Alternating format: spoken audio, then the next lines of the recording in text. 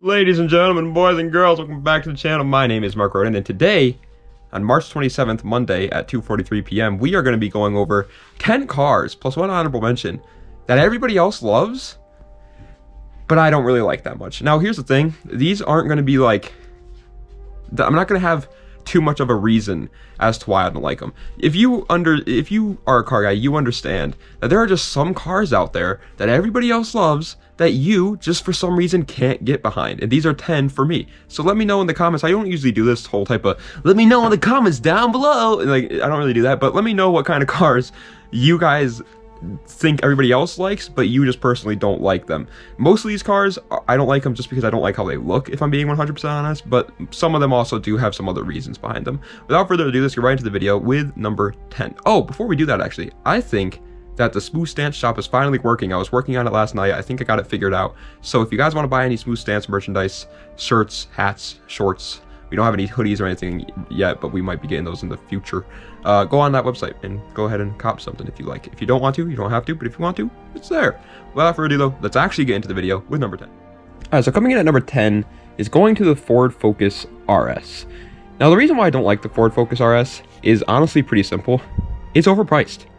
It is overpriced as hell. And I know that's a little weird because I do like cars like the RX-7, the Supra, the NSX, the R32 GTR. For some reason I keep like losing my breath today, so that's why I'm like taking big gaffes. But for the Ford Focus RS, I just don't see it. It comes with a 2.3 liter turbocharged inline-4, and it makes 350 horsepower, and it's all-wheel drive, which is very impressive, especially for a hatchback. But in my opinion, I'd rather just buy it and spend the 10K and get the Focus ST if I'm going to go in with one of those cars, rather than the Focus RS. I understand that the Focus RS has way more horsepower, 100 more horsepower actually, and it's all-wheel drive, which is obviously necessary, and it probably handles a lot better, it's a lot faster, and all that mumbo jumbo. But dude, it's like $30,000 more expensive than if you were to just buy the Focus ST, and that is just crazy to me. I don't understand the hype behind that. It's a decent looking car, but it ain't even that beautiful or anything. Coming in at number 9, this one was obvious. I feel like you guys all knew it was going to be here. It's Tesla. It's really any EV, but Tesla is just even worse. I feel like I freaking hate Teslas. And the reason is obvious. A lot of EV owners like try to say that like us car guys just hate EV for no reason. No, we have lots of reasons as to why we don't like them. A, Teslas look horrible. They look so boring. They are the most boring looking cars on the road. B, there's nothing fun about them that car guys like. Yes, they can accelerate very fast. That's cool, and I like that. I would love to experience that one day. But everything else around it sucks. Car guys usually don't care about interiors, so you can take that right out, you know what I mean? A lot of car guys gut their interiors to make their cars faster. We don't care about how fancy the interior is. The next thing is we like handling. We like cars to grip up and rip around corners. We like them to be lightweight. Tesla doesn't have that. They're heavy, they're boats around corners. We also like top speeds, higher speeds than just 0 to 60s. Teslas don't have that. Teslas don't make noise. Teslas don't grumble. Teslas don't shift gears. Everything about cars that car guys like aren't in a Tesla except for its 0 to 60 time. Like, that's why I don't like them. And I know us EV owners are always like, no, you guys just don't like them for no reason. I just gave you all the reasons, okay? If you still say that, you're an idiot. Sorry, I got a little flustered at the Tesla one, but I could talk about why car guys don't like Teslas for 10 minutes straight. But number 8 is the Mitsubishi Starion. A little bit of a weird one because it's really not super popular, but a lot of car guys nowadays are starting to say like the Starion is so good, it's so good. And I just don't really understand the hype behind it. It comes with a 2 liter turbocharged inline-4, making 197 horsepower, and it is rear-wheel drive. In terms of what it did, it's actually really impressive. It was a good rally car, a good track car, a good anything kind of car. I personally just can't get behind the looks. I understand its performance is great for its time. It's a very underrated car for sure, but its looks to me are just not there. I think it looks way too like it's like bubbly but sharp bubbly. It makes no sense really. It's kind of a weird combination of the two. It's like wide body from factory too almost, and it just doesn't really work that well for me. But if it wasn't for the looks, it would be a pretty cool car. I just can't get behind them. I don't like them. Coming in at number 7 is going to the Mercedes-Benz G-Wagon. I don't know anything about G-Wagons besides I don't like them.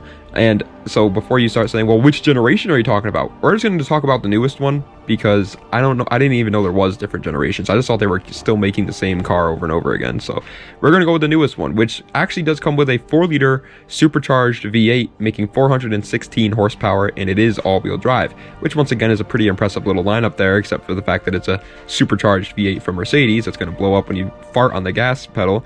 But everything else about it is actually pretty impressive. 400 horsepower, all-wheel drive, that's pretty cool.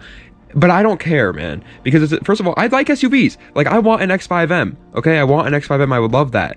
But I don't want a G-Wagon. It doesn't look good. It looks just like a box on wheels. There's no curves to it.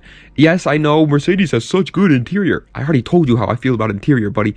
Don't even leave that comment down below, okay? I don't care about interior. I drive an Integra in a 350Z. I could have bought like an Audi A5 if I wanted a good interior, but I didn't. I bought the Integra because I want to go fast and enjoy tight corners and stuff, okay? Don't get that idea out of my face. But yeah, it's also just not good looking. Coming in at number 6 is going to the Lamborghini Countach. I think the Countach is one of the more overrated cars out there, right alongside the Mark IV Supra. This thing gets so much love for, yes, what it did when it came out was pretty impressive, but so was the Mark IV Supra. That's kind of like what made the Mark IV Supra popular, and that's still overrated as well. So I think it stands for the Countach. It comes with a 4.8 liter V12, making 370 horsepower in its rear-wheel drive. Obviously, I can't really talk about the horsepower numbers because back then it was impressive, so nowadays, yes, it's not super impressive, but it's just a very old car. But everything else about the car I dislike.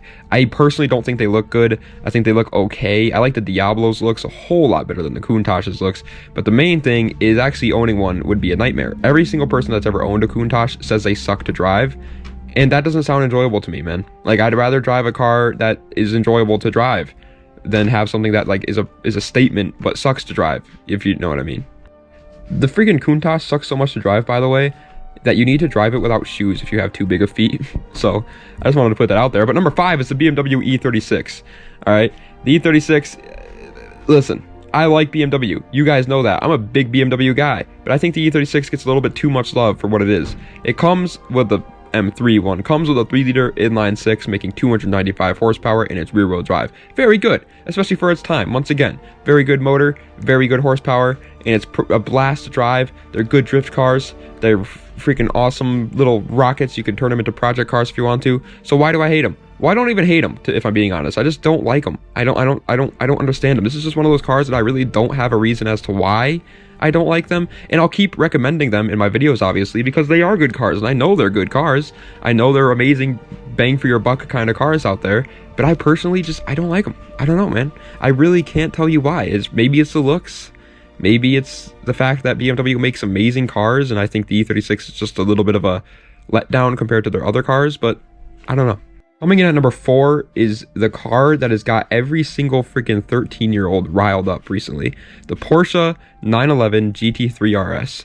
Amazing car. This is what I mean by how my video here isn't going to make much sense, because this is a great car, especially for its price. There's not many cars out there that can beat this around a track for its price. That's pretty impressive. It comes with a 4-liter flat 6, making 518 horsepower in its rear-wheel drive.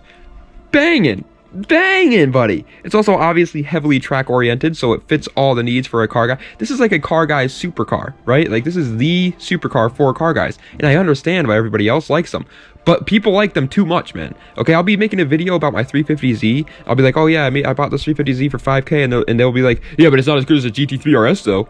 And it's like, what are you talking? It's everywhere now. It's everywhere. Every single video that you look at, people are bringing up the GT3 RS and how that car is not better than the GT3 RS. You'll see a video about like a freaking 7-second Fox body Mustang, and they'll be like, oh, you should have bought a GT3 RS. You should have bought a It's like, he obviously doesn't want a GT3 RS. Okay, it's not everybody's gonna like the GT3 RS, and the GT3 RS fanboys need to learn that. For third place for this list, it is going to absolutely any Bugatti. This one surprises me. I feel like Bugatti fans are a myth. I think they're like a government plant that they put on the internet, because I've never truly met somebody in real life that actually likes the Bugatti. Think about it. Have you ever met someone in your real life that likes Bugattis? I haven't. Obviously, I'm not going to say what kind of motor they came with, because I'm talking about absolutely any Bugatti ever here.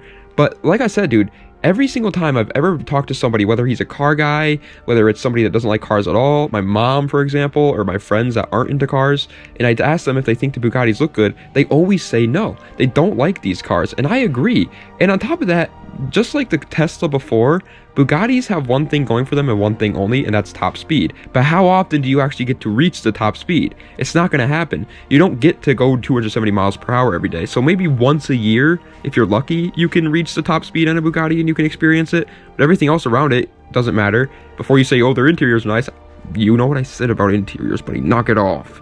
And it doesn't handle well. As a matter of fact, the Bugatti Veyron handles so badly that it's only 3 seconds faster around the Nürburgring than a 2018 Civic Type R. That's depressing. You're paying $2 million and it's 3 seconds faster than a Civic Type R? Get out of here. Coming in at second place, however, is going to the Subaru WRXs. If you've been a fan of this channel for a while, you know that I'm not the biggest WRX fan. And once again, this is a car that I kind of don't really understand the reason as why I don't like them. I just don't. They're their cars and everybody buys them, especially where I'm from. And that's probably the reason if I'm thinking about it, actually. But either way, all of them come with a flat 4. It depends on what year you get, depending on the displacement, but it's always a flat 4. It usually makes around 200 to 300 horsepower and they're all-wheel drive. For the honorable mention for today, however, it's going to the Mazda RX-8. Now, the RX-8 is just a disappointment of a car. My favorite car ever built has been the FD RX-7, besides maybe the McLaren P1, but the FD RX-7 is my favorite, like, affordable car ever built. And the RX-8 is just a massive disappointment to the RX lineup, in my opinion, and that's why I don't like it. It comes with a 1.3-liter 2-rotor, making 212 horsepower, and it's rear-wheel drive. Obviously, yeah, they're unreliable, but I kind of know that, so I don't really care too much about that part. But like I said, the FD RX-7 was just great in every way of the word, but the RX-8 was just a disappointment. But for first place, the most popular car that I hate the most is the Ford Mustang. Goodness gracious, slap oil on my body and call me oil mark. I don't like this car, man. I don't like Mustangs. I don't get the hype behind them. I don't understand anything about Mustangs that makes them cool. I don't like them. I will obviously keep recommending them for people on my channel because I understand that they are good cars and some people do like them, but I don't. They come with a V8 and they make around 300 to 500 horsepower depending on the year, obviously, and it's rear-wheel drive. Very decent, very solid. It's just as decent as all the other muscle cars though, and I personally would much rather have a Camaro or a Challenger or a Charger for that matter. I like the Chargers. I think the Chargers are really cool. 4-door muscle car, count me in. But the Camaro is really cool. The Mustang is just there. And on top of that, Ford as a brand has always just been a big sellout brand. Like they freaking made their Mustang an EV SUV to get more money. Like that's sad, dude. I would not be like proud of that if I was a Ford fan. It's so obvious that they market their cars towards, you know, young people that don't know what they're talking about, and it just makes me upset. Like, dude, even when the Mustang came out, that was its whole selling point. It was, oh, we want to sell to young people that want to experience like a muscle car, and that's cool. I get that, but like, you gotta also, you know, talk about what makes these cars actually impressive, and not just, oh, hello, we have high horsepower. Look at us. It's not cool, man. The ZL1 1LE, for example, is a great Camaro. They took it to the Nürburgring and it got a great lap time. They never even took their GT500 to the Nürburgring. Like that shows what they care about. They just care about selling cars, and I don't like that about them. And the Mustang is their like #1 thing. Also, the drivers of Mustangs, that's another story. But ladies and gentlemen, that is the end of today's video on the 10 popular cars that I dislike. I went a little overboard on a couple of these cars, and so a couple of these cars are like 1-minute and 30-second long clips of me just talking about them. So this video is probably going to be a little bit longer than normal, so I'm sorry about that. But listen, when I'm talking about things I don't like, I get into the nitty-gritty ghost titty when I'm talking about them, okay?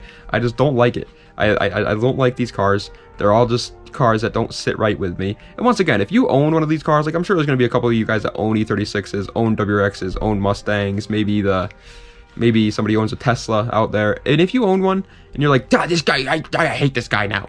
Well then, man, you weren't even meant for the car community anyway. If you can't take a little bit of, you know, banter, then what are you doing here? You know, it's friendly banter. I'm sure you don't love my 350Z. I'm sure you don't love my bone stock Integra, okay?